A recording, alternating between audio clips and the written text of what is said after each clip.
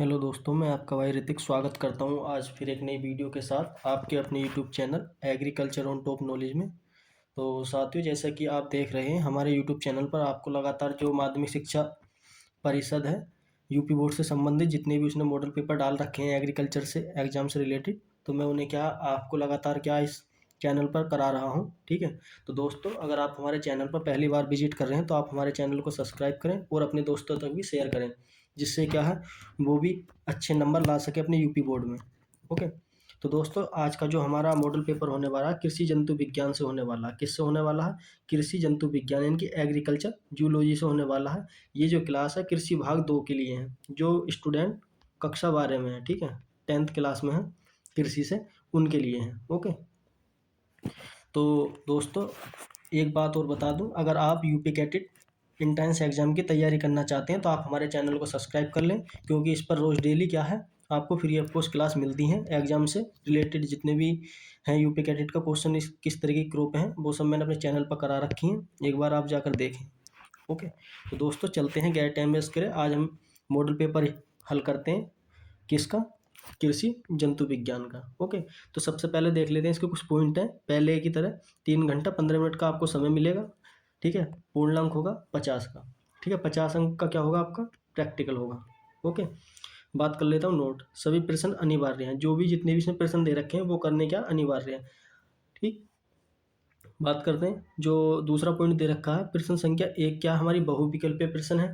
प्रश्न संख्या 2 से लेकर 6 तक निश्चित उत्तरीय प्रश्न है, जिनका उत्तर एक वाक्य में देना होगा। जिनका उत्तर क्या है? एक ही शब्द में देना होगा, यानी कि एक वाक्य में देना होगा, एक ही लाइन में लिख के। ओके, फिर अगला क्या रही है लाइन हमारी, प्रश्न संख्या 7 से लेकर 11 तक अति लघु उत्तरीय है। अति लघु उत्तरीय प्रश्न है जिनका प्रत्येक उत्तर अधिकतम 50 शब्दों में, यानी कि 50 शब्दों का मतलब 2 से 3 लाइन के अंदर देना होगा। ओके, प्रश्न संख्या 12 से 14 तक अति लघु उत्तरीय है। जो हमारी 12 से लेकर 14 तक प्रश्न है वो कैसे अति लघु उत्तरीय हैं, जिनका उत्तर लगभग 150 शब्दों में देना होगा, यानी कि 6 से 8 लाइन के आसपास के आपको अपनी कॉपी में वो लिखनी है, जो अगर आपको नंबर चाहिए अच्छे। फिर कहता है कि प्रश्न संख्या 15 से 17 तक के विस्तृत उत्तरीय हैं। जो 15 से 17 तक क्वेश्चन है वो कैसे लॉन्ग आंसर है। ठीक है, जिनका प्रत्येक उत्तर 300 शब्दों में लिखना होगा। ओके, 300 शब्दों का मतलब होगा 2 पेज में। ओके, यानी कि 1.5 पेज में या 2 पेज में। अगर आपको अच्छे नंबर चाहिए तो आप 2 पेज में अच्छी तरह से लिखना। ओके, लास्ट तो दोस्तों लास्ट में जब आप एग्जाम देने जाओगे उससे पहले मैं आपको बता दूंगा आपको किस तरीके से कॉपी लिखनी है उसके बारे में भी। ओके, अगर इस वीडियो पे ज़्यादा से ज़्यादा व्यूज आते हैं तो दोस्तों इसी प्रकार मैं आपको बताता रहूँगा किस तरीके से आपको बोर्ड में एग्जाम में कॉपी लिखनी है। ठीक, आगे चलते हैं। तो सबसे पहले हम देख लेते हैं क्या है बहुविकल्पीय प्रश्न। ओके, क्या है बहुविकल्पीय प्रश्न। ठीक, तो पहला प्रश्न है दोस्तों, क्या है, अमीबा में किस प्रकार का पोषण होता है। अमीबा जो है किस प्रकार का पोषण होता है, तो इसमें ये पूछा गया है। तो मैं आपको बता दूं अमीबा में जो पोषण होता है वो कैसा होता है? होलोजोइक होता है। कैसा होता है? होलोजोइक। इसका जो आंसर हो जाएगा हमारा पहला ही हो जाएगा। कौन सा हो जाएगा? पहला हो जाएगा। ओके, आगे चलते हैं। तो अब देख लेते हैं प्रश्न नंबर पहले का ख। ओके, इसमें 5 बहुविकल्प मिलेंगे आपको एग्जाम में देखने को यूपी बोर्ड के। जो ऑक्सीजन युक्त होगा रक्त पाया जाता है। ऑक्सीजन युक्त जो रक्त है किस में पाया जाता है? तो मैं आपको बता दूं, ये इसके 4 ऑप्शन दे रखे हैं। कौन कौन से हैं? रीनल शिराओं में, पल्मोनरी शिराओं में, पल्मोनरी धमनी में और महाशिराओं में। तो दोस्तों इसका जो आंसर हो जाएगा दूसरा हो जाएगा। कौन सा हो जाएगा हमारा?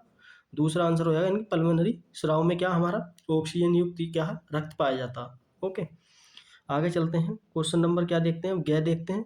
जो पुरकिंजे तंत्र है, ठीक, खरगोश के किस अंग में पाया जाता है? पुरकिंजे तंत्र है वो खरगोश के किस अंग में पाया जाता है? तो दोस्तों मैं इसके आपको बता दूं किस में पाया जाता है? निलय में पाया जाता है। किस में पाया जाता है खरगोश के अंदर वो तंत्र? निलय में पाया जाता है। ओके, आगे चलते हैं। जो यह क्वेश्चन है इसका देख लेते हैं। कीटों में जो वृक्ष होगा, जो वक्ष है बटा होता है, जो वक्ष जो है बटा है, इंग्लिश की बात करते हैं थोरैक्स बोलते हैं। क्या बोलते हैं? थोरैक्स बोलते हैं। ओके, थोरैक्स बोलते हैं इंग्लिश की। तो दोस्तों प्रोथोरैक्स, मीजोथोरैक्स और मेटाथोरैक्स, ये क्या है? इसके तीनों ही भाग हैं। किसके? वक्ष के।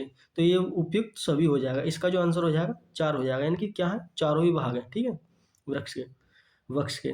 आगे चलते हैं, क्वेश्चन नंबर देखते हैं हम क्या लास्ट का है जो MCQ है। द्विनाम पद्धति में दो पद होते हैं। द्विनाम पद्धति है, सबसे पहले किसने दी थी?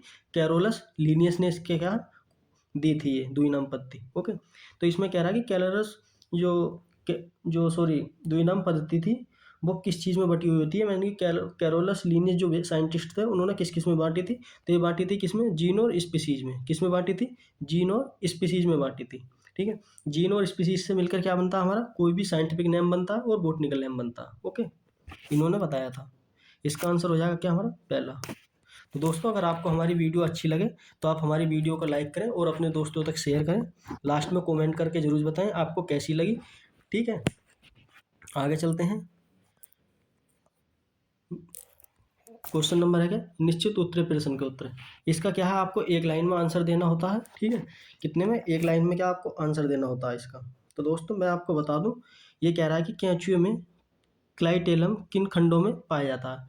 जो कैंचुआ का क्लाइटेलम है किन खंडों में पाया जाता है? तो आपको कैसे लिखना है कि कैंचुए में क्लाइटेलम किस किस में खंड में पाया जाता है? 14 में, 15 में और 16 खंड में क्या क्लाइटेलम पाया जाता है? कौन से? 14, 15 और 16 खंडों में क्या है? क्लाइटेलम पाया जाता है।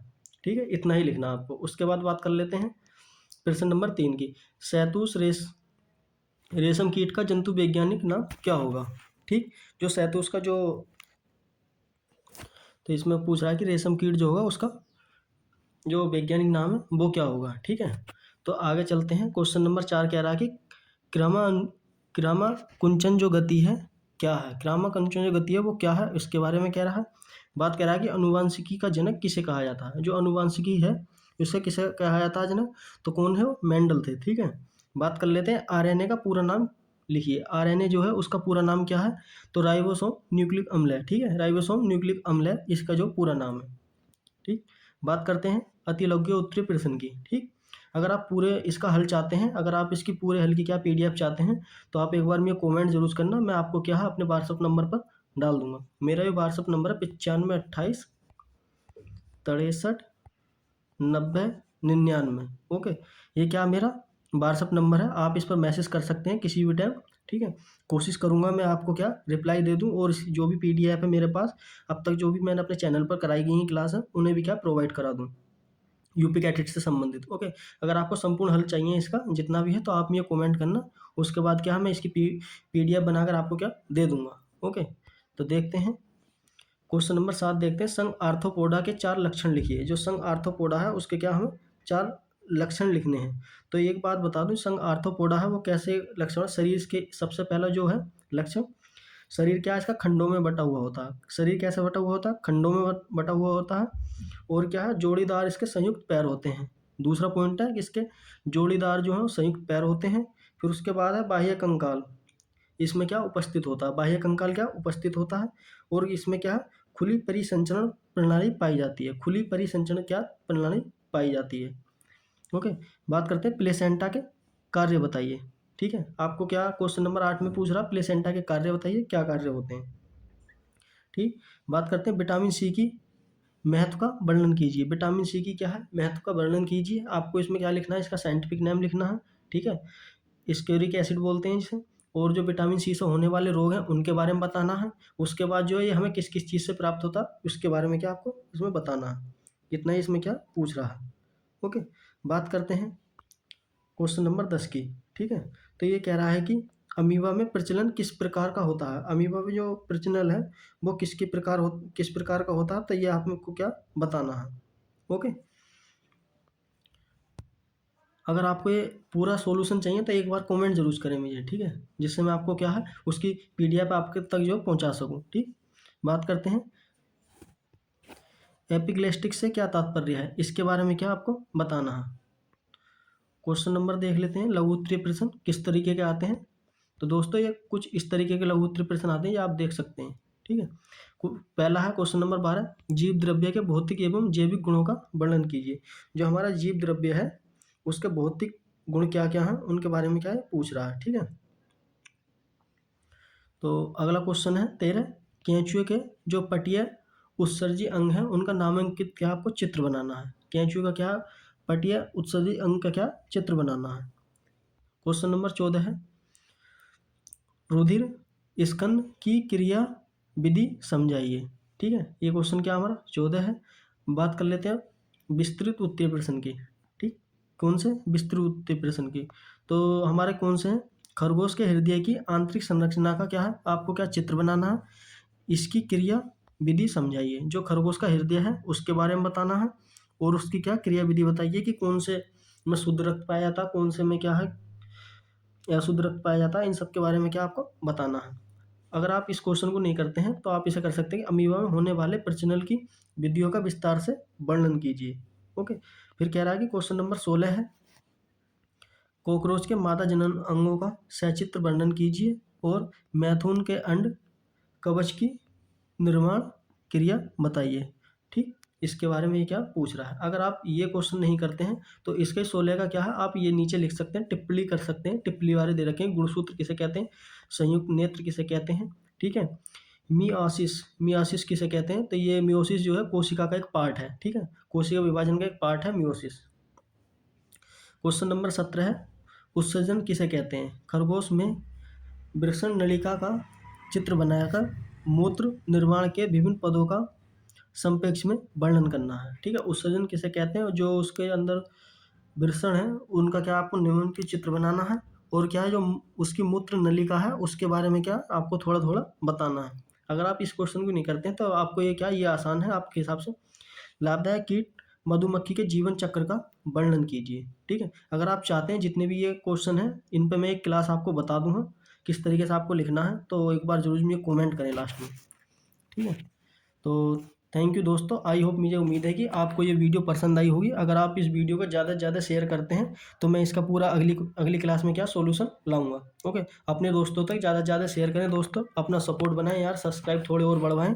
ठीक है, जिससे मैं आपके क्या पूरी हेल्प कर सकूं एग्जाम पर। ठीक है, एग्जाम के टाइम पर। तो दोस्तों आई होप, मुझे उम्मीद है कि आपको वीडियो अच्छी लगी होगी। थैंक यू, तो मिलते हैं इसी प्रकार की अगली वीडियो, तब तक के लिए हमें इजाज़त दें, धन्यवाद।